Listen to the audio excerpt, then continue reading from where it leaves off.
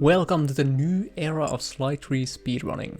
After 10 years, the Infinite Money Glitch has finally made its way into the any percent coin road and has unlocked big movement tech for half of the game in the form of push boosting.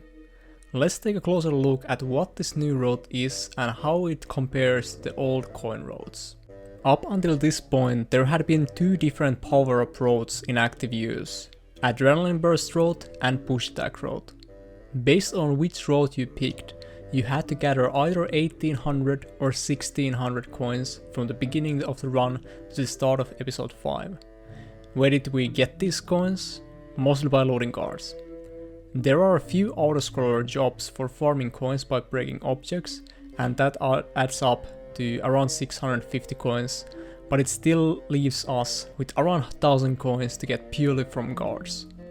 The big issue with this is the fact that the loot spawns are completely random. Each guard has approximately 33% chance to spawn while carrying a loot, and the quality of that loot is also random. This adds a huge RNG factor to the full game speedruns of this game.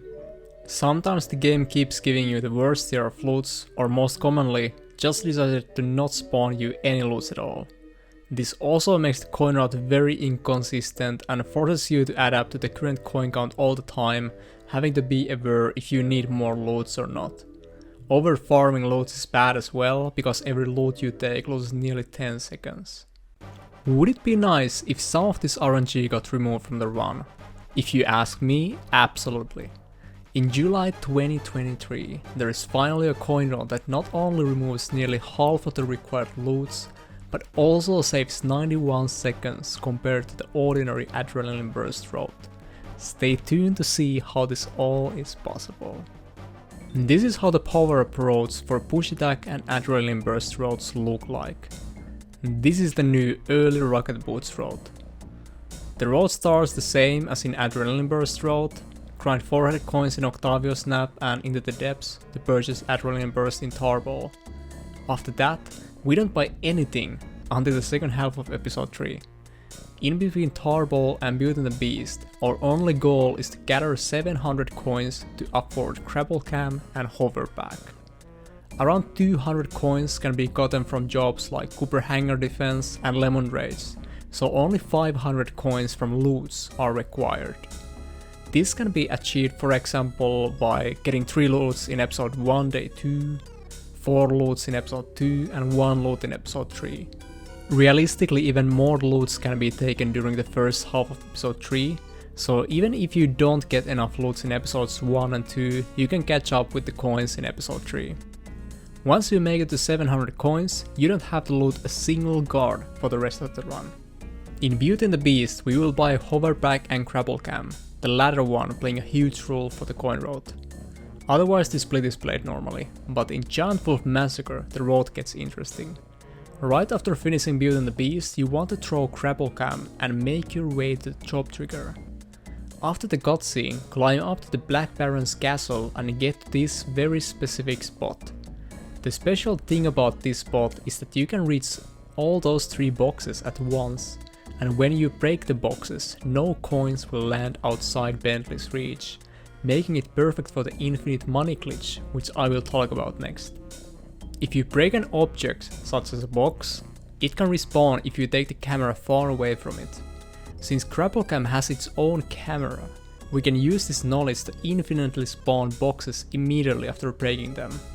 If you just keep opening and closing Crapplecam while breaking boxes, you can infinitely grind coins.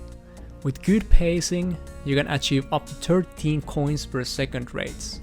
Here's the optimal rhythm for the Infinite Money Glitch. Basically just keep spamming square and do double taps to quickly open and close Crabble Cam. Grind coins all the way until you hit 1200 coins, then Death Abuse back down by using Trigger Bomb. With all these coins, we can buy the following gadgets in operation: Push Attack, Paraglider and Rocket Boots. Having all 3 of these gadgets unlocks a very specific movement tech called Push Boosting, which saves a lot of time later in the game. After this point, you don't have to loot any guards at all. The next coin threshold we need to reach is 400 coins for start episode 5 to buy Silent Obliteration. But before that, we have a big coin grinding job, Vampiric Demise, as well as a few other jobs with significant amount of spare coins, like Operation Turbo Dominant Eagle and down the line. When it comes to the final Deepnet visit of the game after Battle on the High Seas, we only need 1000 coins to buy Feral Bones, and those coins are basically guaranteed from the ship fights. Overall, this road saves 91 seconds to Adrenaline Burst road. Biggest time saves are having to loot less and being able to push boost for the latter parts of the game. Even if you don't do the most optimal movement in rocket boots, you will still be able to save time to other gadget roads, not to forget the decreased RNG multiplier from the run. Just to recap and make it easier to understand the structure of this new road, let's go through it again step by step. Step 1. Farm loots and coins in Octavio Snap and Into the Depths in order to buy Adrenaline Burst for 400 coins. Adrenaline Burst is bought right at the beginning of day 2 during Tarball. Step 2. Loot flashlight cards in episode 1. We want to leave episode 1 with coin count between 200 and 300 coins, so by looting 2 to 3 guards and getting coins in Run and Bomb, we should be able to reach that. Step 3. Loot guards in episode 2. We want to leave episode 2 with over 500 coins. Note that we don't buy anything during this episode, which differs from the earlier coin roads.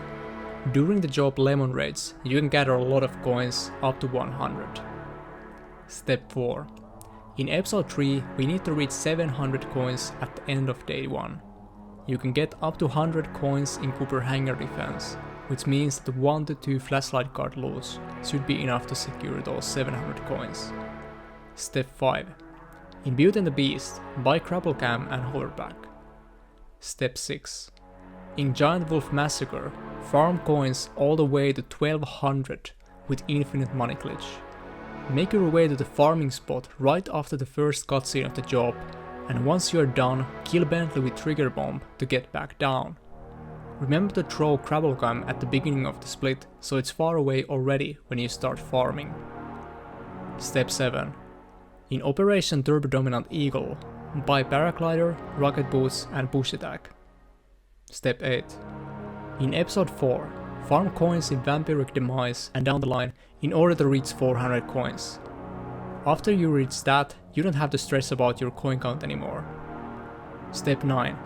In Start episode 5, buy Silent Obliteration. Step 10. In Deep Sea Danger, buy Feral Pounds. That should be all to get you started with this new coin road. Thank you for watching and happy push boosting!